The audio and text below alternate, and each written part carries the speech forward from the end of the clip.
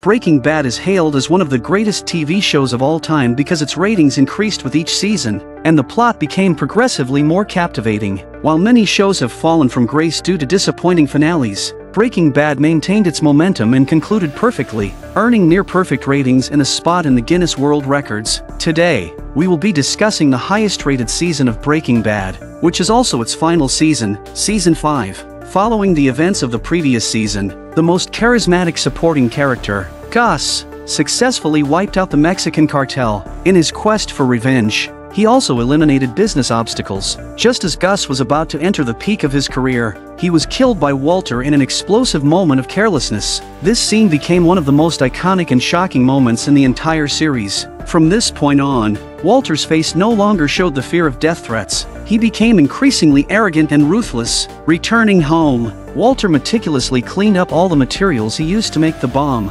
including the lily-of-the-valley plant by the pool. This act confirmed once again that it was Walter who poisoned Brock. After receiving a call from Walter, Skyler knew the crisis was over and returned home with her son from Hank's place. Walter Jr. was still engrossed in the news of Gus's death and excitedly shared it with Walter. However, Skyler went straight to her room without a word, leaving Walter feeling very displeased. He listened to his son praise Hank with a dismissive attitude. In the end, Walter couldn't help but come to his wife, Skyler, having deduced that Walter was behind Gus's death, reacted with the fear any ordinary person would have. This event caused a rift in their relationship. Skyler has her own thoughts and is more independent, so if Walter continues to darken, their values will diverge greatly. This set the stage for future developments. Lonely Walter had to raise a glass to himself in the mirror to celebrate. Just then he suddenly got up, as if he remembered something he had forgotten to deal with. The scene then shifted to Hank, who was on crutches, arriving at Gus's burnt-out lab. Hank's dedication was undeniable, as he meticulously searched for any clues. However, due to Walter's expert arson, there was almost nothing left for Hank to find. Just as Hank was about to curse in frustration, he spotted a burnt security camera on the wall. This was precisely what Walter had just remembered. Meanwhile, Mike, recovering in Mexico, also received news of Gus's death. Without hesitation, he drove off to confront Walter. He didn't slow down when he saw an oncoming car.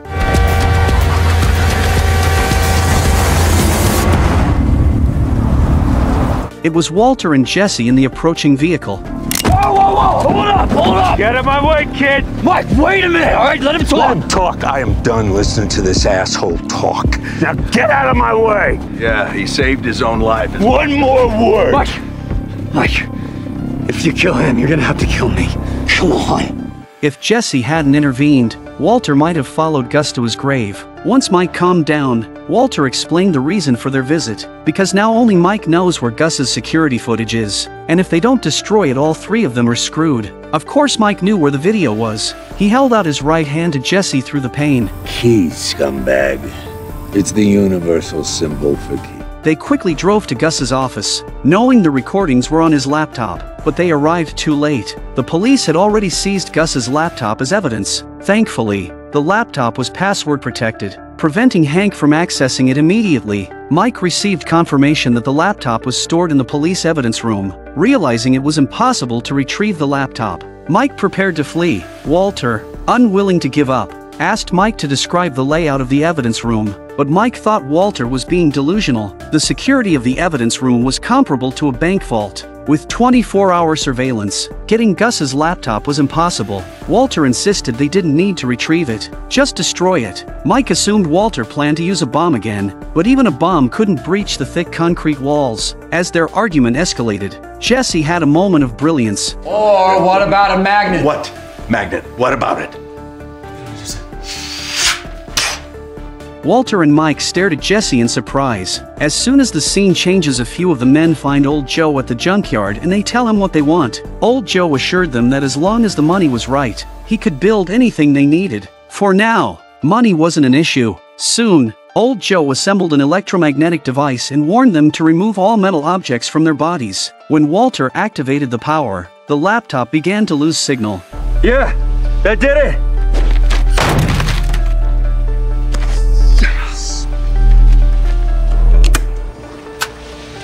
To be extra cautious, Walter insisted on adding another power source to ensure the job was done. On a dark, windy night, Mike was the first to act. He used foam to block the security camera and skillfully opened the security door. Then, he signaled Walter and Jesse with a flashlight. Compared to their first season's heist of methylamine from the chemical plant, Walter and Jesse were much more composed and professional. To get as close as possible to the evidence room, Jesse drove the car onto the sidewalk. Walter then activated the power switch. First, the police computers were disrupted by the strong magnetic field. Then all the metal objects in the evidence room were pulled to the outer wall. Walter turned up the power to the maximum, causing the car to tilt against the wall. The police, realizing something was wrong, ran outside, but by then, Walter and Jesse had already fled.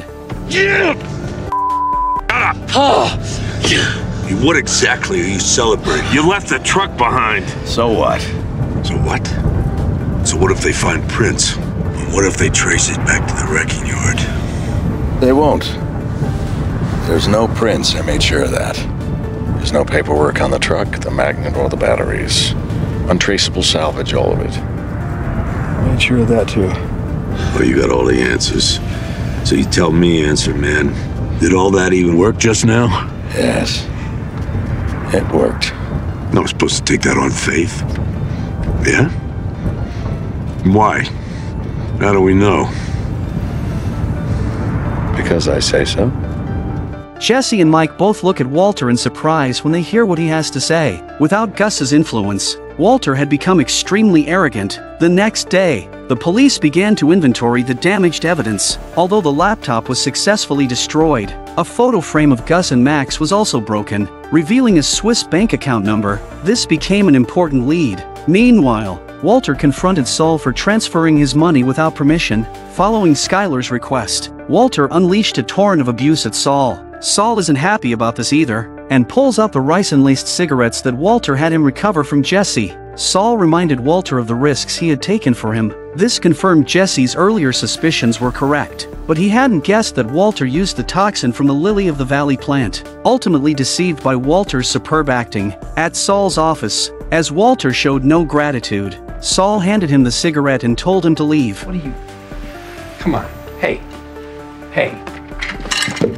When I say we're done. But Saul failed to recognize that Walter was no longer the man he once knew. The poor Saul couldn't even look Walter in the eye. Back home, Walter chose to forgive Skylar for moving the money. He tried to embrace her, but Skylar's eyes were filled with fear of him. Although Gus was dead, his influence remained deeply rooted. During his lifetime, Gus frequently collaborated with a German company called Madrigal, from which he procured various equipment for his lab. After Gus's death, the police traced back and targeted the executives of Madrigal who had worked with him. The first to be targeted was Peter, the head of the fast food division. Peter, feeling hopeless, tasted various dipping sauces, knowing this was his last meal. Soon, his secretary informed him that 3 detectives were there to see him. He looked distantly towards his office. A photograph of him with Gus showed the depth of their collaboration. Knowing he couldn't escape death, Peter chose to take his own life to protect others. Meanwhile, Jesse was still distressed over the missing ricin cigarette. Worried a child might find it,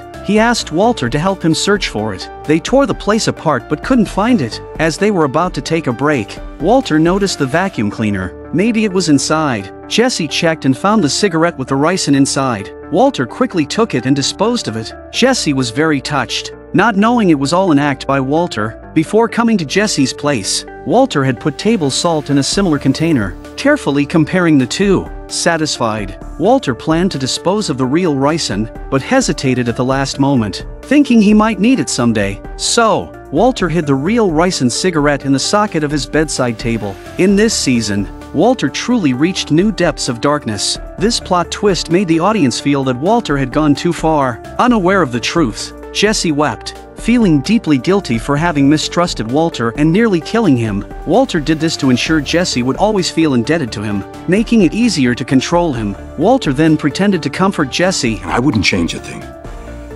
You and I working together, having each other's back. It's what saved our lives.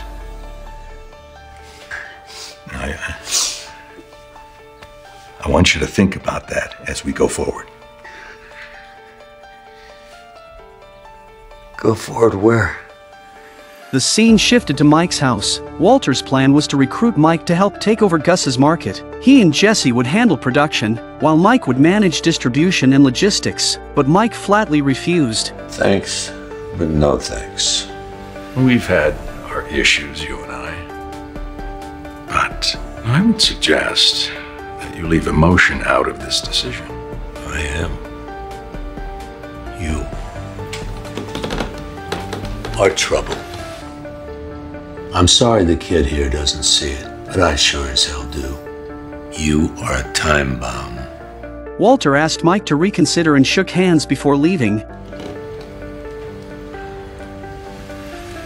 Meanwhile, the DEA office was packed. On the left sat the German Madrigal representatives, and on the right, the DEA team handling the Gus case. Following Peter's suicide, Madrigal's top executives decided to cooperate with the police. Shocked by the turn of events, as the police investigation deepened, it revealed that many Madrigal employees had financial ties to Gus. During the conversation, a female executive named Lydia displayed a meaningful expression. The Gus case implicated many people. A trafficker of prohibited substances operated right under the DEA's nose, leading to Hank's boss George being removed from his position. He regretted not heeding Hank's advice. Before he left, George was still haunted by the death of Gus, who had come to his house for a barbecue before he died, and had a hard time accepting that Gus was a two-faced man. The question of who gave Tio the bomb is the biggest mystery of all, but with the deaths of several people, there is no way to find out the evidence. Fortunately, they obtained Gus's banking information,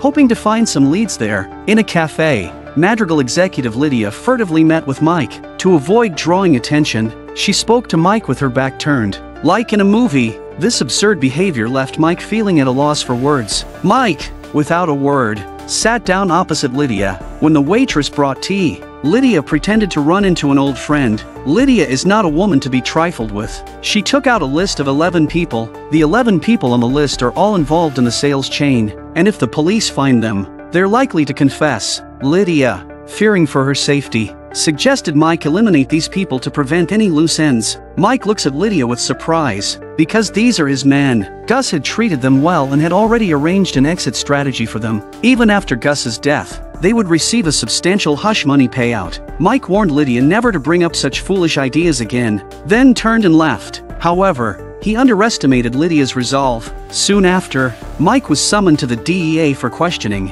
As he arrived, he saw Chow, Gus's former warehouse manager, who had just been interrogated. Chow's uneasy demeanor showed he was clearly shaken. Mike entered the interrogation room, unperturbed. He didn't even bring a lawyer. Facing Hank's questions, he didn't reveal any cracks. Hank also found out that Mike had been a cop before, and that it would be a bit of a stretch for him to work as a security guard for Gus with his qualifications. The implication was that Gus's commercial empire was surely connected to Mike. Mike claimed ignorance, noting the police had no evidence to arrest him. With that, he stood up to leave. Seeing Mike's unyielding stance, Hank played his trump card. How about we talk about the $2 million in your granddaughter's name?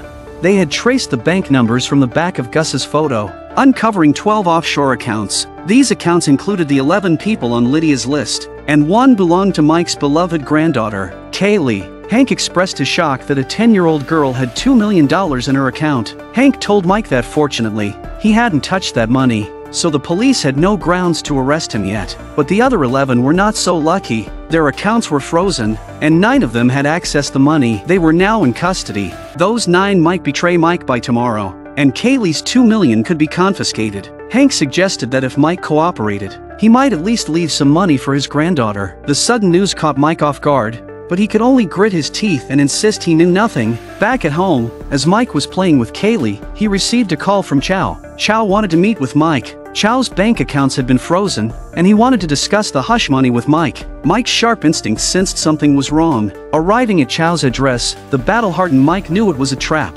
Inside, a hitman was waiting, aiming his gun at the peephole, ready to shoot as soon as Mike knocked. But Mike wasn't that easy to fool. Using his granddaughter's doll to block the peephole, he then subdued the hitman from behind. Mike recognized the hitman. He had worked for Gus and was one of the 11 people on Lydia's list. Lydia had sent him to eliminate the other 10 people on the list. With his money frozen, Chris took the job for $10,000 per person and $30,000 for Mike. Since the other 9 were in prison, Chris started with Chow. He hoped Mike would spare his life. given their past loyalty. Mike was filled with mixed emotions. He realized his once loyal subordinate had betrayed him for Lydia, but he was even less inclined to let the mastermind, Lydia, off the hook. That night, Mike stealthily entered Lydia's home and held her at gunpoint. Lydia pleaded for her life, saying she had a young daughter to care for. Mike thinks for a moment and then doesn't kill Lydia and asks Lydia if she can get the methylamine. A positive answer spared Lydia's life. Back in his car, Mike called Walter.